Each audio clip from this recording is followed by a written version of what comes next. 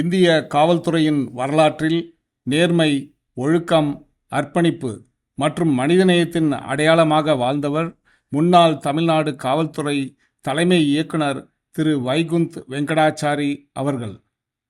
தனது பணிக்காலத்திற்கு பின்பும் ரோட்டரியில் உறுப்பினராக சேர்ந்து பின்னர் எங்களது rotary club of Madras centenary commemoration என்ற ரோட்டரி கிளப்பை கடந்த 2004ஆம் ஆண்டு முதல் தொடங்கி கிட்டத்தட்ட 23 ஆண்டுகளாக சமுதாய பணி ஆற்றியுள்ளார். மற்றும் தனது பாலாஜி சேவா எஜுகேஷனல் ட்ரஸ்ட் என்ற நிறுவனத்தையும் கடந்த 25 வருடங்களாக தனது பணிக்காலத்திற்கு பின்பும் மக்களுக்கு சேவை செய்யும் நோக்கத்துடன் இதை தொடங்கி நடத்தி வந்துள்ளார். தஞ்சாவூர் மாவட்டம் கரப்பாங்காடு கிராமத்தை பூர்வீகமாக கொண்ட அவர் அதன் பிறகு மன்னார்குடியில் நேஷனல் பள்ளியில் தனது இளமைக்கால பள்ளி படிப்பை முடித்துக்கொண்டு பிறகு சென்னை PS உயர்நிலைப் பள்ளியில் தனது பள்ளிக் கல்வியை முடித்தார். பின்னர் விவேகானந்தா கல்லூரி மற்றும் மெட்ராஸ் கிறிஸ்தவ கல்லூரியில் பொருளாதாரத்தில் முதுகலை பட்டங்களை பெற்றார். கல்லூரி நாட்களிலேயே மாணவர் சங்க பொதுச் செயலாளராக இருந்து தனது தலைமைத்துவ திறமையை வெளிப்படுத்தியுள்ளார்.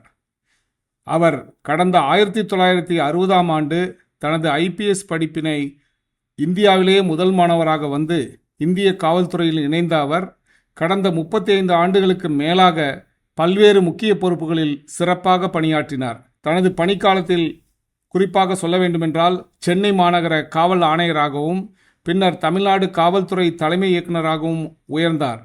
காவல்துறையின் வளர்ச்சிக்காக தமிழ்நாடு காவலர் வீட்டு வசதி வாரியம் மற்றும் தமிழ்நாடு சீருடை பணியாளர் தேர்வு மையம் ஆகியவை உருவாக முக்கிய பங்காற்றியுள்ளார் என்பது குறிப்பிடத்தக்கது. திருச்சியிலே முதல் காவலர் குடியிருப்பு திட்டத்தை செயல்படுத்திய பெருமையும் அவரையே சார்ந்தது. தனது காவல்துறை தலைமை இயக்குநராக இருந்தபோது தனது பணிக்காலத்தில் கிட்டத்தட்ட 10,000 காவலர்களையும் மற்றும் 5,000 சப் இன்ஸ்பெக்டர் ஆஃப் போலீஸ் அவர்களை நேர்மையான முறையில் தேர்ந்தெடுத்து அவர் மிகவும் சிறப்பு பெற்றார். அப்போது உள்ள முதலமைச்சர் ஜெயலலிதா அவர்களால் தனிப்பட்ட முறையிலே பாராட்டு பெற்றவர்.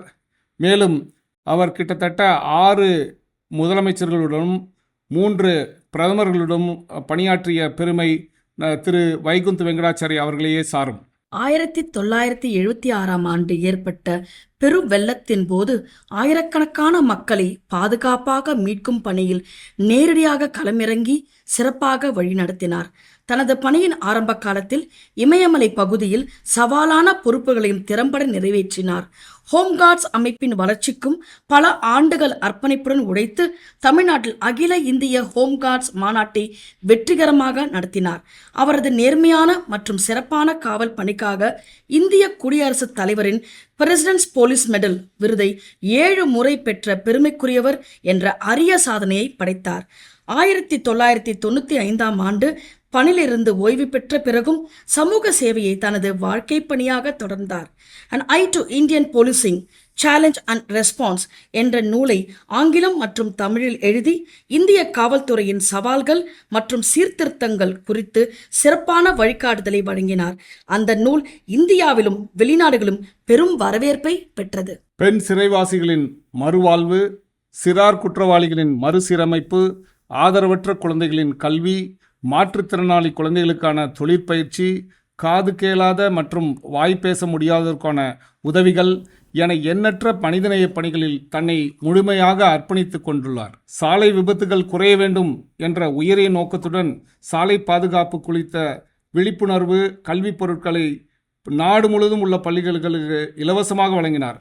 கடந்த 15 ஆண்டுகளாக பல தொண்டு நிறுவனங்களுடன் இணைந்து அரசு மற்றும் தனியார் நிறுவனங்களுக்கு சாலை பாதுகாப்பு மற்றும் பொது சேவை தொடர்பான பயிற்சிகளையும் வழங்கியுள்ளார். எளிமையான குடும்ப வாழ்க்கையை வாழ்ந்த அவர் தனது மனைவி திருமதி லீலா மற்றும் மகன்கள் டாக்டர் திரு விஜயகுமார், திரு அரவிந்த், மருமகள் திருமதி தீபா மற்றும் பேரன் மாஸ்டர் சைத்தன்யா ஆகியோருடன் அன்பான குடும்பத்தை உருவாக்கியிருந்தார். 2026ஆம் ஆண்டு ஜூலை 10ஆம் நாள் தனது 89வது வயதில் அமைதியாக காலமானார். ஆனால் அவர் விட்டுச் சென்ற நேர்மை, ஒழுக்கம், தலைமைத்துவம், மனிதநேயம் மற்றும் சேவை மனப்பான்மை என்றென்றும் நம் மனங்களில் நிலைத்திருக்கும்.